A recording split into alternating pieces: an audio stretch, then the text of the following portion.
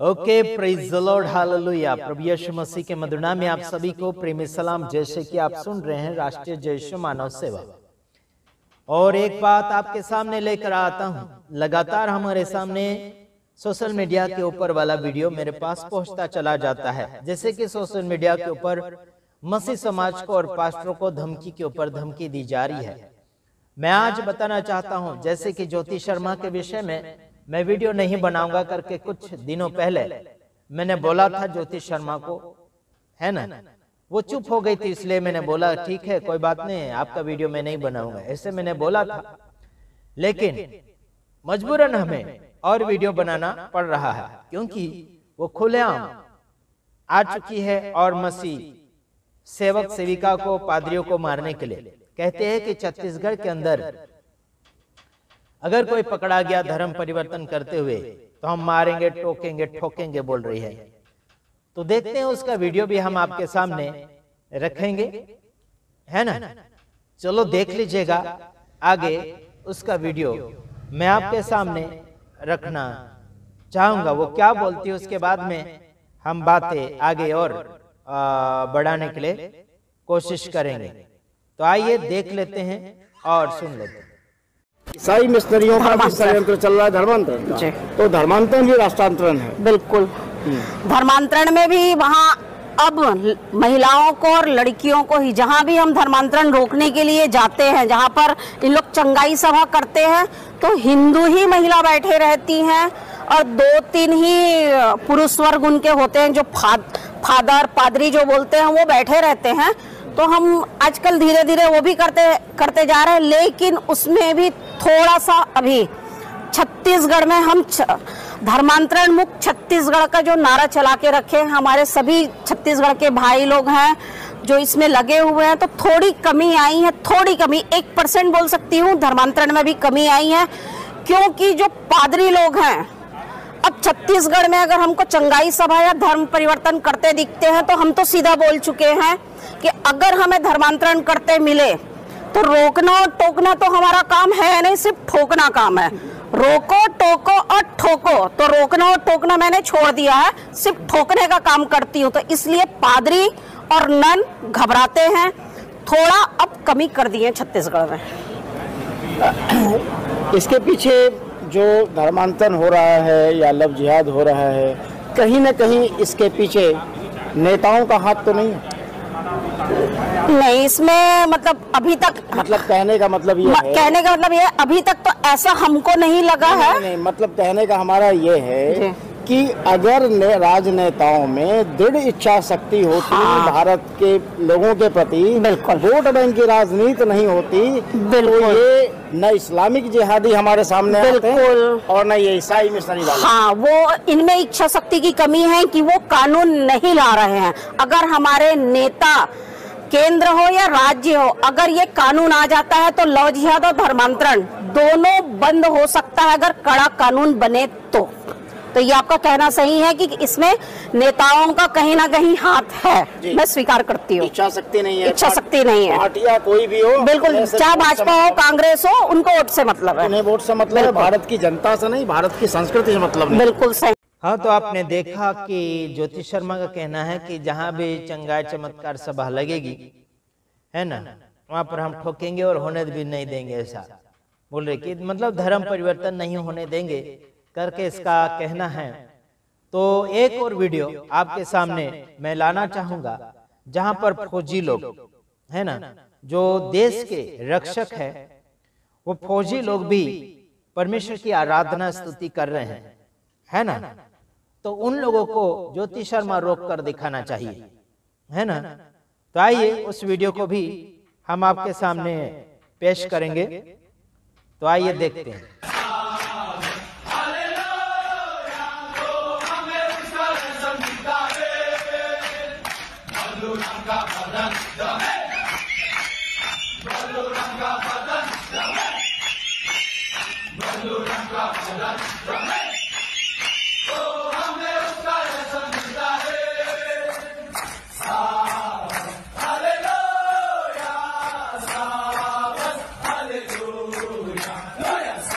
हाँ, तो आपने देख लिया, मैंने 2 वीडियो आपके सामने पेश किए, और आपको बताना चाहता हूं कि इन वीडियो में आपने क्या देखा होगा और क्या समझा होगा, आपने इसका निर्णय बताना चाहिए।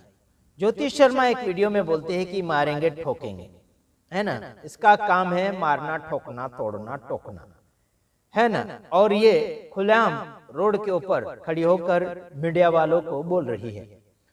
और मैं उसका विरोध नहीं करना चाहूंगा, बल्कि उसको ये बताना चाहता हूं कि साधारण व्यक्तियों को या फिर कमजोर लोगों को डरा तो आप सकती है, लेकिन वो मिलिट्री वाले जो फौजी लोग जो है, जो फौजी लोग हैं, जो सरकारी कर्मचारी लोग हैं, वो परमेश्वर की आराधना स्तुति कर रहे हैं, तो उनके पास जाकर क्यों नहीं बोलते आप कि धर्म परिवर्तन आप लोगों ने कर लिया करके उनके पास जाकर उनके ऊपर आरोप क्यों नहीं लगाते ज्योति शर्मा, है ना। और काफी जगह जगह प्रॉब्लम बढ़ती जा रही है इस ज्योति शर्मा के वजह से, है ना। राहुल गांधी ने भी बोला कि हिंदू लोग ऐसे हिंसक लोग हैं, कुछ लोग ऐसे हैं हिंसक लोग हैं जो हिंदू धार्मिकता में कुछ लोग गिने जाते हैं जो हिंसक लोग हैं, कुछ ऐसे हैं जो प्रेम भाव बताते हैं, वो अच्छे हैं। लेकिन कोई भी शास्त्र में, कोई भी धर्म में हिंसा की बातें फैलाने के लिए कभी अलाउ नहीं करा जाता है और ऐसा प्रचार भी नहीं किया जाता है शास्त्रों के अनुसार। बल्कि कुछ ऐसे पाखंडी भगवा कपड़े में आ चुके हैं जो धर्म के नाम पर धब्बा बन चुके हैं। मैं उनको भी ये बात बताना चाहता हूं, ये जो मिलिट्री वाले, जो फौजी लोग हैं, जो सरकारी कर्मचारी लोग हैं, जो प्रभु यीशु मसीह को मान रहे हैं और आराधना कर रहे हैं, क्या आप इनको रोक सकते हैं? उनको रोक कर बताओ, जॉनी लेवर को रोक के बताओ, और क्या बोलना चाहिए, राखी सावंत को रोक के बताओ, है ना, प्रेम चोपड़ा को रोक के बताओ, और बहुत सारे ऐसे हीरो है जो अपने आप को प्रभु में गिनते हैं, अपने आप को मसीह में है करके कहलाते हैं। जॉनी लेवर जो लखपति है, करोड़पति व्यक्ति है, प्रेम चोपड़ा करोड़पति व्यक्ति है, राखी सावंत है, और नगमा हीरोइन है जो जानी मानी है। क्या इन लोगों ने धर्म परिवर्तन किया? इन्होंने प्रभु यीशु मसीह को स्वीकारा, तो इनके पास जाकर ये ज्योति शर्मा और कुछ हिंदू धर्म के ठेकेदार क्यों नहीं जाकर उनके ऊपर आरोप लगाते हैं? क्यों ऑब्जेक्शन नहीं उठाते हैं? क्यों सवाल जवाब नहीं करते? आपको जवाब मिल जाएगा, उनके पास जाओ। खासियत क्या है वो आपको खासियत बात बताएंगे कि उन्होंने धर्म बदला है या फिर जीवन बदला है कि क्या बदला है। ये इतने करोड़पति लखपति है, उसके बावजूद भी प्रभु यीशु मसीह के पास क्यों आए? वो खुद आपको बोलकर बताएंगे कि हमने जीवन पाया है, सच्चा जीवन पा लिया है, यही आपको बताएंगे। मैं ज्योति शर्मा को कहना चाहता हूं, बीते हुए दिनों में भी मैंने काफी आपके विरोध में वीडियो बनाए थे, और मैंने ये भी कहा था कि अभी मैं आपके विरोध में वीडियो नहीं बनाऊंगा, आप चाहे जहां कहीं भी विरोध करेगी, ठोकेगी, मैं कुछ करूंगा नहीं, ऐसे भी बोला था।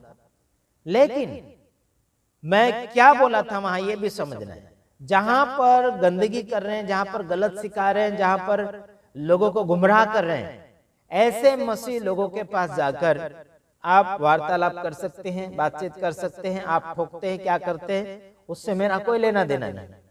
बल्कि सही जीवन बदल रहे हैं, दुख सुख में आगे बढ़ रहे हैं लोग, प्रभु के पास जा रहे हैं, उनको आप रोक ठोक करेंगे, मारने तोड़ने की बात करेंगे, तो हम फिर चुप नहीं बैठेंगे। इतना याद रखना, हम फिर चुप नहीं बैठेंगे। ज्योति शर्मा ने मेरे ऊपर केस भी किया था, और मेरे ऊपर ज्योति शर्मा का वकील ने भी फोन किया था, है ना, और मैंने उनके पुलिस को भी छक्का छुड़वाया और उसके वकील को भी छक्का छुड़वाया। समझ रहे हैं? ज्योति शर्मा ने मेरे ऊपर केस किया था भिलाई पुलिस स्टेशन में, है ना, और वहीं का एक वकील उसने भी मेरे ऊपर फोन किया था कि एड्रेस दो, है ना, आपके पास हम ये भेजेंगे वो भेजेंगे करके बोल रहा था, है ना। तो देखिए, वकील हो या फिर तुम पुलिस वाले हो या फिर जज हो, ज्योति शर्मा के साइट वाले, मैं तो ना ही तो किसी बाप से डरता हूं और ना ही मैं तुमसे डरता हूं। धर्म के नाम पर जो केस तुम लेना देना करते हो ना, मैं ना ही तो तुम जैसे पुलिसों को डरता हूं और ना ही तुम जैसे जज को डरता हूं और ना ही तुम जैसे कोई वकीलों से डरता हूं। इतना याद रखना, समझ रहे। मैं सबको नहीं बोल रहा हूं, जो धर्म के नाम पर जनता को डराते धमकाते हैं, पुलिस स्टेशन में पहुंचाते हैं, मारते हैं, तोड़ते हैं, उनको ही बोल रहा हूं, समझ रहे हैं। और झूठा आरोप के नाम पर सेवकों को, पास्टरों को, पादरियों को, संस्थापक व्यवस्थापक को गिरफ्तार करते हैं, मैं उन्हीं को बोल रहा हूं। इतना याद रखना। मैं आपके सामने एक वचन पढ़कर सुनाना चाहता हूं।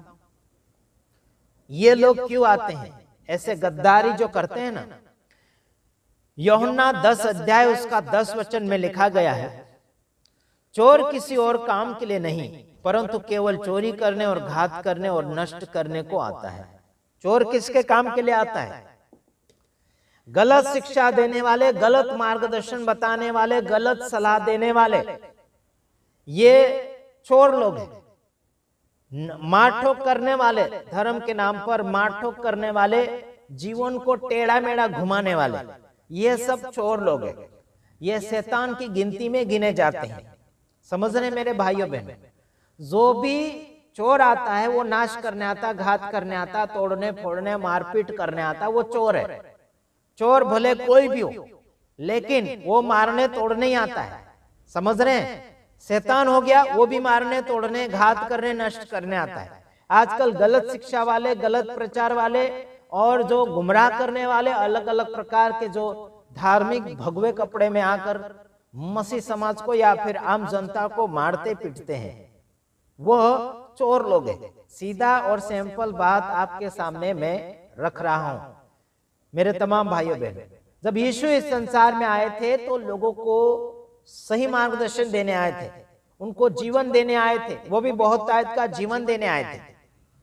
समझ रहे मेरे भाइयों बहनों? आगे यही लिखा कि मैं इसलिए आया कि वो जीवन पाए और वो बहुत तायत का जीवन पाए। हमेशा का जीवन पाने के लिए लोग यीशु मसीह के पास आते हैं। यीशु से दूर रहकर लोग जिंदगी आधी अधूरी जीते हैं, वो पाप की जिंदगी जीते हैं, वो अंधापन की जिंदगी जीते हैं। बल्कि यीशु मसीह के पास आने से लोग रोशनीदायक, एक प्रकाशदायक जीवन जीते हैं और प्रभु यीशु मसीह को जान लेते हैं और अपने आप को भी जान लेते हैं कि हम परमेश्वर के रिश्ते में क्या लगते हैं। लेकिन आज संसार भर में झूठे शिक्षा देने वाले और झूठे मार्गदर्शन बताने वाले और झूठ अपने अपने हिसाब से धर्म का स्थापना करने वाले ये चोर और डाकू नहीं है तो क्या है? कोई भी धर्म में हिंसा को इस्तेमाल करो करके नहीं सिखाया जाता। प्रेम भाव से रहो, प्रेम भाव से आगे बढ़ो, भाईचारा में रहो, यही तो सिखाया जाता है। प्रेम के अलावा कुछ नहीं महत्वपूर्ण। इंसान के जीवन में सब कुछ है, धन दौलत, माल मिलकत, शोहरत, पदवी छोटी बड़ी, बहुत कुछ है। सारे प्रकार के भेदों को जान जाएंगे, सब कुछ ज्ञान को अगर हासिल कर लें, लेकिन प्रेम नहीं है इंसान के जीवन में तो वो इंसान के रूप में नहीं गिना जाता, लेकिन चोर और क्या बोलना चाहिए, जानवर भी उनसे अच्छे होंगे, है ना।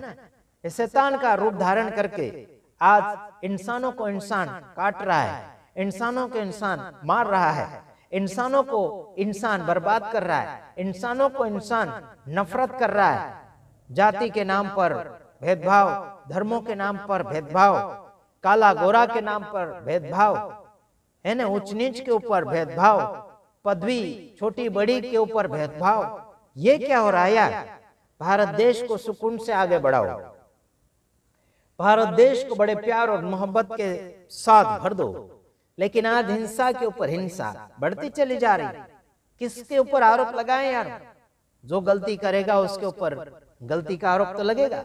कुछ लोगों ने हमें कहा कि आप गलती करने वालों को गलती करने दीजिए, उनके ऊपर आरोप न लगाइए, परमेश्वर के वचन बोलते चले जाइए, ऐसे बोलते हैं। मेरे भाइयों बहनों, जब तक इंसान अपने आप को परमेश्वर के लिए तैयार ना कर ले, तब तक परमेश्वर का वचन उसके लिए हम कैसे प्रचार कर पाएंगे। जैसे कि खेती को साफ सुथरा किया नहीं जाता है तो बीज कैसे बोएंगे। खेती साफ सुथरा कर दे तो बीज बोने में अच्छा लगता है और बीज को उगने में भी ज्यादा देरी नहीं लगेगी, वो अच्छा सा उगेगा और अच्छा सा जड़ पकड़ेगा गहराई के साथ। मैं उसी प्रकार से एक बात कहना चाहता हूं, इंसान के जिंदगी की गलतियां जब तक हम निकाल ना दें तब तक अच्छाई उसमें डाल नहीं सकते। काफी लोग कहते हैं आप इसकी बुराई करते हैं, उसकी बुराई करते हैं। भाई बुरे हैं तो बुराई बोलेंगे ना, उनको भला होगा तो भला बोलेंगे। यारो आपको क्या हम समझाना चाहते हैं? हम तो देखो, हम किसी धर्म को मानते भी नहीं हैं और हम तो किसी धर्म के हैं भी नहीं। सीधा और सिंपल बात, एक बात बताना चाहता हूं, परमेश्वर ने नर और नारी का उत्पन्न किया है और धीरे धीरे करके जनसंख्या बढ़ती चली गई और धीरे धीरे करके कुछ लोगों ने अपने हिसाब से ईश्वर चुन लिए इंसानों के अंदर से ही। धीरे धीरे करके धर्मों के नाम और कर्म बताने लगे। हम दुनिया में आए जब पैदा हुए उसके बाद में हमें पता चला कि धर्म और कर्म क्या होता है ना।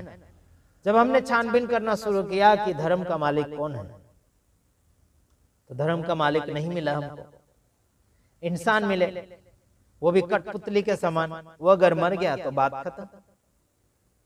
अनंत काल का परमेश्वर, जो क्या बोलना चाहिए कि आदि से जो परमेश्वर था, जो ईश्वर का ईश्वर, क्या बोलना चाहिए कि सबका परमेश्वर, सबका निर्माण करता परमेश्वर है ना, सनातन है, जिसे हम सनातन परमेश्वर कहते हैं।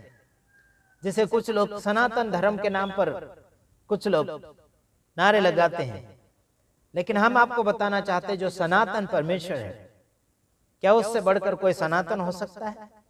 सनातन का मतलब होता है आदि, शुरू से। Hallelujah, praise the Lord. जो स्टार्ट से, शुरू से है, जो आदि से है, वो सनातन है।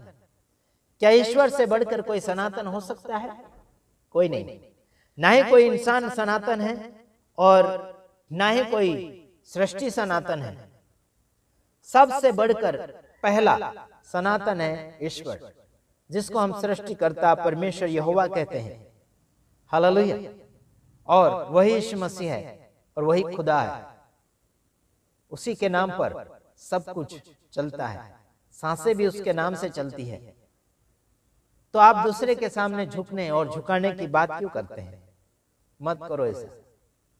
प्यार और मोहब्बत के अलावा कुछ नहीं है। प्यार और मोहब्बत संसार में फैलाओगे तो आप जो चाहो वो हासिल कर सकते हैं।